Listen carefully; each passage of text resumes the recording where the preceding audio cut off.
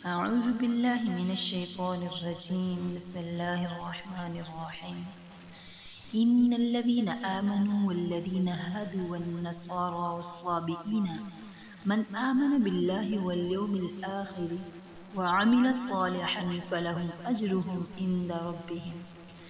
بے شک جو لوگ مسلمان ہوئے اور جو لوگ یہودی ہوئے اور نصارہ اور صابئین جو ایمان لایا ان میں سے اللہ پر اور روزے قیامت پر اور کام کیے نیک تو ان کے لیے ہے ان کا ثواب ان کے رب کے پاس۔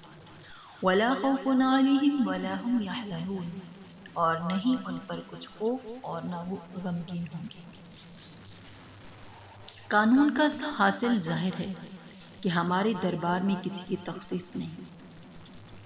جو شخص پوری اطاعت اور اعتقاد اور اعمال میں اختیار کرے گا، خواہ وہ پہلے سے کیسا ہی ہو، ہمارے ہاں مقبول اور اس کی خدمت مشکور ہے۔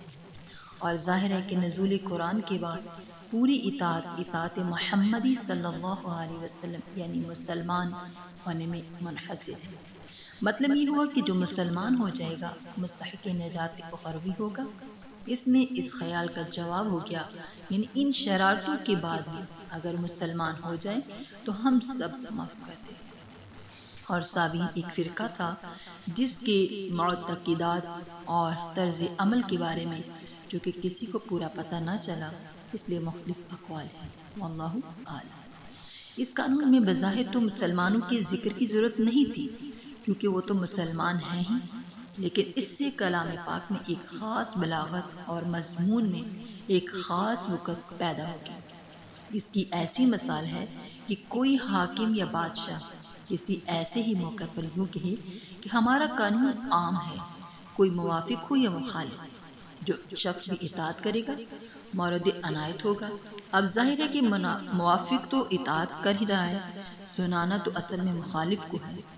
لیکن اس میں نکتہ یہ ہوتا ہے کہ ہم کو جو موافقین پر عنایت ہے سو اس کی علت ان سے کوئی ذاتی خصوصیت نہیں بلکہ ان کی صفت موافقت پر مدار ہے ہماری عنایت کا۔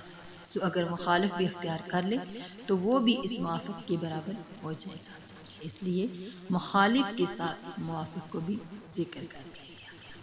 تو اللہ سے دعا ہے کہ اللہ پاک ہمیں قرآن کو صحیح سمجھنے اور اس پر عمل کرنے کی اور نبی کریم صلی اللہ علیہ وسلم کی اطاعت کرنے کی اور ان کی سنتیں جو فوت ہو چکی ہیں ان سنتوں کو زندہ کرنے کی توفیق عطا فرمائے، آمین۔